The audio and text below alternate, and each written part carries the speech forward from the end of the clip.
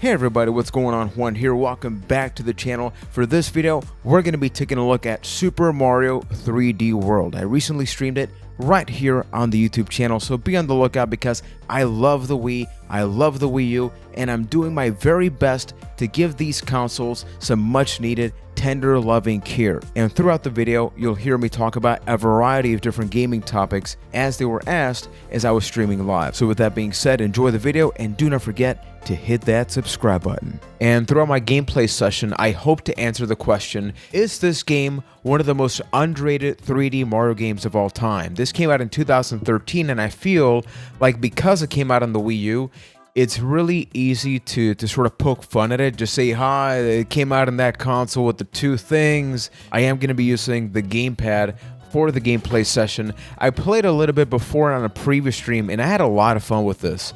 Even though I'm not a big fan of the new Super Mario Brothers games, I love games like this, and this is in many ways a sequel to Super Mario 3D Land on the Nintendo 3DS, which I never played. So maybe I eventually got to actually play that one, because it does seem to follow a similar format where you have the select screen, like this world right here, where you can select the different stages. And then once you go into the actual map, it's like a really small version of a 3D map, but it is a stunning game. So anybody that's watched it or seen it, let me know. Give me your opinions about this. Wait, can I just jump on? Ooh. Hop on Plessy and head for the goal. Control your speed by using up and down. Let's do this. Oh, this is nice. We got some old school Mario music. Okay, it's a little harder to control because it's like slow, but there's a wide movement. Here we go. Okay. Oh, I missed it. No. I feel like I'm playing Super Mario Party, the co-op mode where you're playing Row Your Boat. Oh, wait a minute. How are you supposed to? Wait. No. Am I supposed to attack them to go up? Huh? Oh, okay, you are supposed to attack them. Not afraid of you anymore. Okay, I know what I gotta do. Oh, no! Damn. Although that may actually be a blessing in disguise, because now I can try to get those rings that I missed out on earlier. The most surprising thing about the Wii U gamepad for me has got to be the weight distribution. I thought it was going to be like a super heavy thing, and it's really not. Like, I really don't have a problem with it. I played No, are you kidding?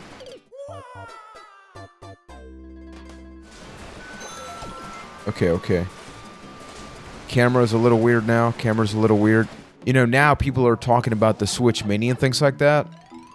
And I would totally prefer just like a modified Wii that does make that portable form a little bit more comfortable. Boom! Oh, this is a Captain Toad level, right? I forgot about this. The fact that Captain Toad is actually a mini-game in this game, and then afterwards it became its own game. It's kind of weird. I don't know if they already had this game in mind, like a standalone thing, and they used this sort of like a tease or testing out to see if people like it, but it's awesome. I've only played the demo to Captain Toad. I feel like that is one of the games that eventually I'll get, but it is in no way at the top of my list for priorities for games on either the Wii U or the Switch.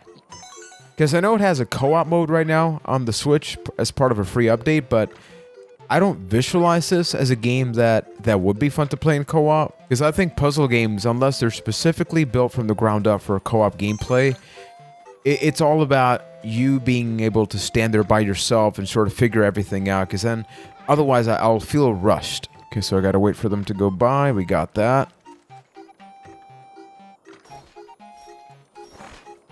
Ooh. Camera. Okay. Got it. That's cool. I like it. What's back here? Oh, there's a hidden coin. I like that. The fact that they actually have little things across these maps. So it's not just a select screen, it's not just an overworld where you're going by, but nothing's happening. I really do appreciate that. And I'm not against them doing other 3D Mario games like this. Because for me, I guess because Super Mario 64 had such a big impact on me, I just tend to prefer the 3D games, even though recently I beat Super Mario World. I played the one on the Switch, the deluxe version of the one on Wii U. So it's not like I don't like the side-scrolling games. They're amazing. But I love being able to just run around the 3D worlds. And it does seem like with Super Mario Maker and things like that, and the fact that they haven't really supported this game. This came out in 2013, so think about how many years have gone by. Because we do have Super Mario Odyssey. When I first played Super Mario Odyssey, I was in love with it. But I literally completed the game and then just stopped thinking about it completely. And there's been times, because I bought it via a digital download, which I hate, but there's been times where I've thought to myself, well, maybe play it again, or maybe try to get 100%. But I just never find enough motivation to do that. And I think it's like the realistic looking worlds, like the New York type environments. Like, I think that turned me off from it. But maybe I can do a stream down the line playing that game again just to see. Is it just me thinking about the game differently than how I thought about it when it first came out? Like, I don't know. Well, let me know what you think about Super Mario Odyssey.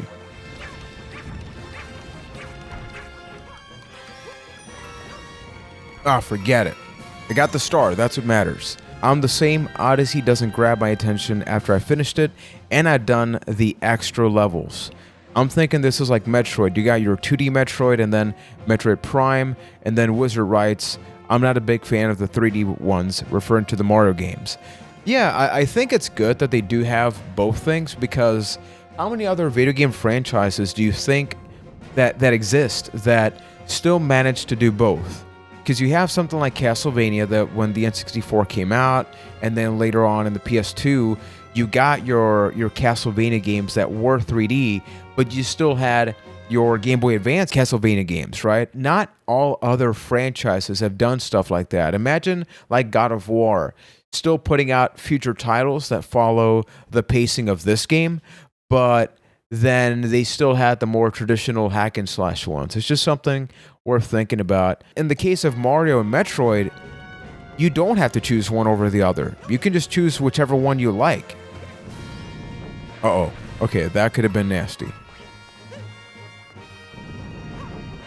I think this game, what I kind of like about it is that it blends both together, because it is a game that takes place in a 3D environment, but it still feels like a 2D Mario game in some ways, because if you look at the geometry of the maps, it definitely has a lot more in common with the 2D ones. Do all or some of the DS or Game Boy Advance Castlevania games follow a pre-Symphony of the Night formula? Like talking about like less Metroidvania, more like Super Castlevania, more Bloodstained Curse of the Moon type of Castlevania that's more straightforward? Or are they all kind of Symphony of the Night? Because I remember I bought one of the Castlevania games on the Game Boy Advance, but I think at that point I just wasn't ready to play a Castlevania game. Ooh, this is cool. So what do I do here? Assuming I gotta scratch off. Okay, there we go. Right, there was like a 3D, 2D remake, right? Got it. Are we good? Okay, no, wait. Uh-oh.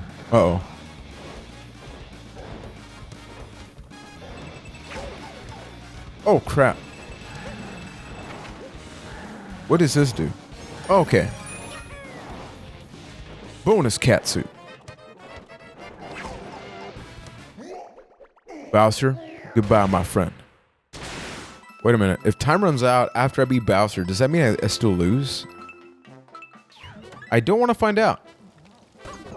Oh my god, I'm actually gonna lose. Wait. Oh! With 2 seconds left. Jeebus. That was tight. That was real close. Way too close. Okay, I'm assuming I get her. Yeah, exactly. Okay. Got her. Rescued. We're good to go. But I believe we are officially done with the first world of Super Mario 3D World. Yeah. Oh, Desert World. Nice. I always like the desert worlds in the Super Mario games. Soldevila asks, are you enjoying the game so far? It's one of my favorite 3D Super Mario games. Yeah, no, I definitely am. I feel like another game that I need to play eventually is Super Mario Sunshine, because even though I bought it when it came out, I didn't beat it, which, no surprise, right? We're talking about me. But I think it also got a bad rap. So I think this and Sunshine are the two Mario games that people look back at and go like, it was a thing. But look, I'm holding the run button. Maybe some people have been watching this crying their eyes out. I learn. I live and learn. Uh-oh. This can go wrong. Okay, we're good to go. We're good to go, people. Okay, this is where I really get to test out the Wii U pad. I do have a goal for the next, like, 5 to 6 years to make sure I beat every Zelda and Mario game. Like, at least the main ones. Just because I feel like when you talk about video games, you have to absolutely play the most iconic ones and the revolutionary ones, and those two are definitely at the top of the food chain. I've beaten A Link to the Past, I've beaten Ocarina of Time, but I never played Majora's Mask, so those are the little things that... That's a little thing that happens. I do have Wind Waker on the Wii U. I have the HD edition, so I will begin playing that at some point. I'm not sure when, because I feel like when I start playing that, I want that to be my main game. And I may start to play Star Wars Knights of the Old Republic before that happens. And I may do that on stream, because that's going to be a pretty lengthy game. I don't like to play those games super quickly for the sake of saying, hey, I beat that game. So... yeah, if you guys would like me to play that sooner rather than later, let me know, because that is definitely on the agenda. I think we got it. We got it. And jump! It's better than usual. Better than my usual jumps, right? Can't really complain about that too much. A lot of this channel is going to naturally switch over to, no pun intended, Switch and Wii U coverage, just because a lot of great things are coming out for that. And this is cool. Wait, how do I get that? Okay, got that. Surprisingly, Rayman Legends runs better on Wii U than Switch. Oh, damn.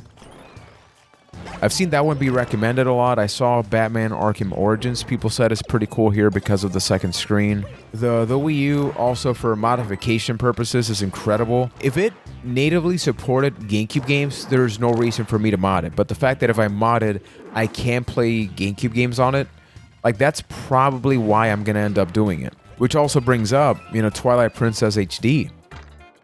So that's going to be another game I do get eventually. That one I'm not as enthusiastic about, just because my memories of Twilight Princess are a little bit on the negative side.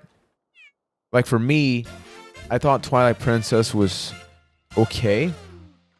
But maybe I feel different about it now. Like, I think in the order of Zelda games that I want to play, I want to do Wind Waker. And then after that, maybe I want to do A Link Between Worlds. I think that would be the ideal combination for me. I'm just not a fan of games that take themselves too seriously, even when it comes to, like, the graphical department. So that's why A Link to the Past is way more visually appealing to me than Twilight Princess, just because I feel like Twilight Princess went more for, like, the realism when it comes to the graphics. And that just to me seemed dull. That to me seemed boring.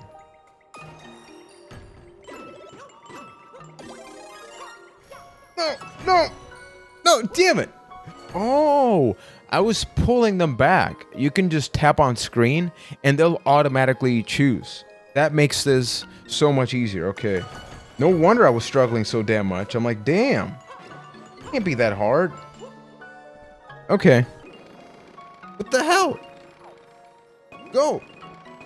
What am I doing wrong? Okay.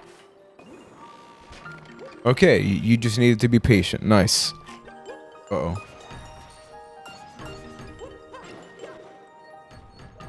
Forget it. I don't need to go high up. I just want to beat the stage because I'm having fun doing that. But talking a little bit about Super Mario 3D World, I've played over an hour of the game so far, and I gotta say, if you ask me, is this one of the most underrated 3D Mario games of all time? Without question, I gotta say yes, because when you talk about Super Mario Sunshine and this game, it feels like people just look at those and kind of just point at them and laugh at them a little bit. But there's a lot of fun to be had with a game like this. Like, sure, the structure is a lot more like the new Super Mario Brothers type games, which I'm not even a big fan of, but I feel like they pull a lot of great stuff from Super Mario 64. They pull a lot of great things from other Mario games and things like that, and you even saw some of the influences in Super Mario Odyssey as a result of this game. You have the Captain Toad minigames, and that became a game of its own down the line. So I think this game is incredibly influential. I think it blends my favorite things from the 2D games and the 3D games together. It's neat that they incorporate the touchpad with some of the things. I think it's somewhat unnecessary. It's a little bit gimmicky, but at least up until this point, I've been playing up until the second world. I think that it doesn't overstay its welcome, but I gotta play more of this game. So if you've played this game, then go to the comment section of the video and let me know what you thought about Super Mario 3D World. And if you enjoyed this video, then consider hitting that subscribe button, that notifications bell, and if you had fun watching this video archive of one of my previous streams about the Wii U, then maybe you can join me live down the line. So the same way that you saw me interact with people in the chat and you saw some of the questions that ended up being answered, you can do that with me so we can have that much more fun. So thanks for watching and take care, everybody.